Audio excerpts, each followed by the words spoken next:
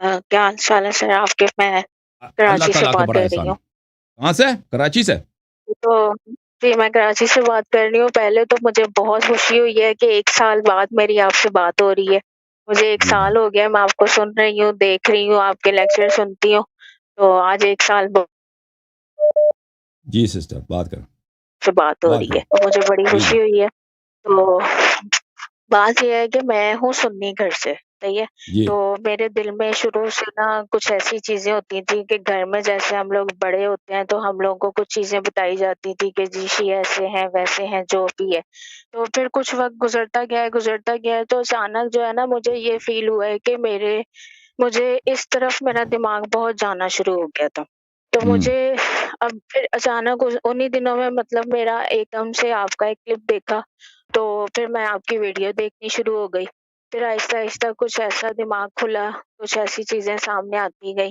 اب پھر جی مجھے جی آپ سے یہ بات پوچھنی ہے کہ اگر میں اس گھر میں رہتی ہوں کہ اگر میں کچھ کبھی بات کرتی ہوں نا تو مجھے فوراً کافر کہہ دیا جائے گا، یا مجھے اس طرح کہہ دیا جائے گا کہ تم تو بھائی اسلام سے خارج ہو، تم تو کچھ ہو ہی نہیں. تو مطلب پھر اگر میرا دل یہ کہتا ہے کہ میں کلمہ بھی پڑھوں اور میرے دل میں بہت پیار بھی ہے، اہل بیت سے میرا عشق ہے کہ میں چھپ چھپ کے بھی کچھ ایسے کام کر لیتی ہوں کہ میرے گھر والوں کو نہ پتہ چلے. تو پھر مجھے اب یہ سمجھ نہیں آتی کہ اس چیز کو میں چھپا کے رکھوں یا پھر میں کلمہ پڑھ کے اس چیز کو آگے لے کے چلوں، یا میرا کلمہ پڑھنا ضروری ہے، یا میرے دل جی میں جی وہ جی چیز اگر رہتی ہے. تو اس جی جی بارے بالکل. میں آپ سے پوچھنا چاہتی تھی کہ اب مجھے کیا کرنا چاہیے.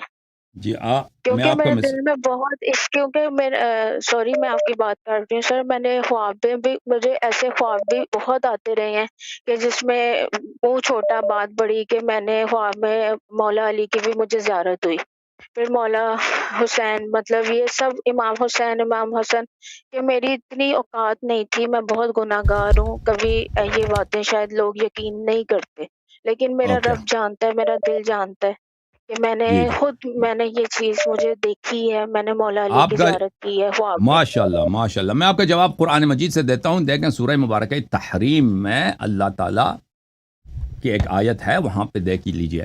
آیت نمبر 11 ہے، اعوذ باللہ من الشیطان الرجیم وضرب اللہ مثلا للذین آمنوا امرأة فرعون. اللہ تعالیٰ مومنوں کے لیے ایک مثال دیتا ہے، مومنوں کے لیے ایک شبیہ بتا رہا ہے کہ کون ہے وہ مثال. حضرت آسیہ بنت مزاحم فرعون کی بیوی ہے. فرعون کی بیوی جی ایک مومنہ ہے. کس کے گھر میں رہتی ہے؟ فرعون کے گھر میں رہتی ہے. قالت رب ابن جی لی عندک بیتا فی الجنہ، اے اللہ مجھے جنت میں گھر دینا. ونجنی من فرعون وعملہ ونجنی من القوم الظالمین، اور مجھے فرعون اور اس کے عمل سے، اس کے ظلموں سے نجات دے، اور مجھے سب ظالمین سے نجات عطا فرما. تو اس طرح دنیا میں آپ پہلی نہیں ہیں. آپ کے لیے نمونہ جو ہے بہت سارے ہیں. ایک نمونہ ہے جی قرآن کا.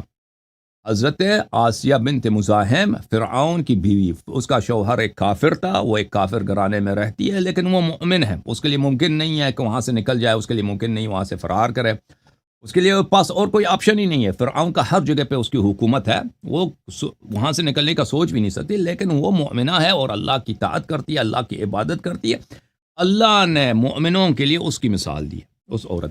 تو آپ اگر جیسے بے گھرانے میں شک. رہتی ہیں، گھرانے میں رہتی ہیں کہ وہ آپ کی باتیں نہیں مانیں گے، تو آپ کو ضرورت نہیں ہے کہ بلا وجہ آپ ان کے ساتھ، جب بھی کوئی شخص اگر آپ سمجھتی ہیں کہ وہ آپ کی بات کو نہیں مانے گی، تو ان سے بلا وجہ گفتگو کرنے کی، مناظرہ کرنے کی، نقاش کرنے کی کوئی ضرورت نہیں ہے، جی بلکہ سر، اس سے سوری منع میں ہے. بات کر رہی ہوں. پہلے تو ایسے ہوتا تھا کہ میں بات کرتی تھی نا تو جیسے لگتا تھا کہ میرا قتل ہی ہو جائے گا. تو اب تو میں نے بات کرنا بھی آپ کے ہی میں نے لیکچر میں سنا تھا کہ آپ نے کہا تھا کہ اس چیز کو دل میں رکھو. تو پھر مجھے بالکل. یہ آپ کی بات میرے دماغ میں بیٹھ گئی کہ نہیں، میں نے اب کسی سے کوئی بحث نہیں کرنی، کچھ نہیں کہنا. تو میں ہاں. دل میں ہی بس یہی دعا کرتی ہوں کہ بس مجھے ان کا پیار مل جائے، ان کی صحبت ہو، یا میرے اندر کچھ ایسی چیزیں ہو جائیں. لیکن پھر مجھے تو یہ بات کنفرم کرنی تھی. اور ایک سوال اور ہے میرا چھوٹا سا کہ میں آپ کے دن رات سمجھے میں آپ کے لیکچرز بہت سنتی ہوں، بہت جی زیادہ، حد سے زیادہ جی جی سنتی ہوں. تو کچھ ٹائم پہلے میں نے ایک، شاید یہ آپ کے اس موضوع سے تھوڑا ہٹ کے ہوگا، اگر آپ اجازت دیں تو میں پوچھتی ہوں، ورنہ جی ادروائز کوئی مسئلہ نہیں ہے. جی تو تو بات یہ تھی کہ آپ نے کچھ لیکچر میں پہلے بتایا تھا کہ جو ایک صورت میں ذکر ہوا تھا کہ جس میں حضرت عائشہ کا ذکر ہوا ہے کہ سورۃ تحریم ہے شاید، تو اس کے اندر کچھ نام تھے، مطلب میں نہیں بولوں گی، 2 نام تھے، وہ آپ نے کلیئرلی بتائے ہیں، لیکن جی ابھی جب آپ نے یہ بات بتائی تھی نا، تو اس کے اگلے دن جب میرے گھر پہ جیسے قرآن تھا، تو میں نے جب اس کو کھولا، میں نے اس کا ترجمہ دیکھا، لیکن اللہ یاری صاحب اس کے اندر تو وہ دونوں نام، وہ نام تھے ہی نہیں۔ اب میں اس وقت سے اس چیز میں ڈاؤٹ میں ہوں کہ جو نام آپ نے بتائے ہیں، تو پھر اس سے مجھے تو یہ چیز، میرا ایمان ہی اس چیز سے پھر اٹھ گیا کہ جو ہمارے گھر میں قرآن رکھے گئے ہیں وہ ترجمے ہی پھر غلط ہے، یعنی نہیں کہ نہیں، یہ چیز پھر آپ آن ہمیں لائن کیسے سنیں، سمجھ آئے گی آپ کہ ترجمہ ٹھیک ہے، صحیح ہے یا غلط ہے؟ دیکھیں میری بہن اس میں نام میں نے نہیں کہا کہ اس میں نام، میں نے آپ کو نام قرآن میں دکھا دیا، آپ ملاحظہ فرما دیجئے، وہ آیا یہ ہے، بلے آیا یہ ہے، جی جی ان تتوبا الی اللہ فقد صغت قلوبکم وان تظاہرا علیہ فان اللہ مولا، وہ نام جو ہے نا اسی آیت کے ذیل میں ایک مکالمہ ہے عبداللہ ابن عباس کا عمر بن الخطاب کے ساتھ۔ عمر بن الخطاب خود کہتے ہیں کہ جن لوگوں کے دل ٹیڑے ہیں اور جنہوں نے رسول پاک صلی اللہ علیہ وسلم سے دشمنی کی ہے، اس آیت کا ذکر ہے، وہ جی عائشہ اور حفصہ ہیں، ٹھیک ہے نا؟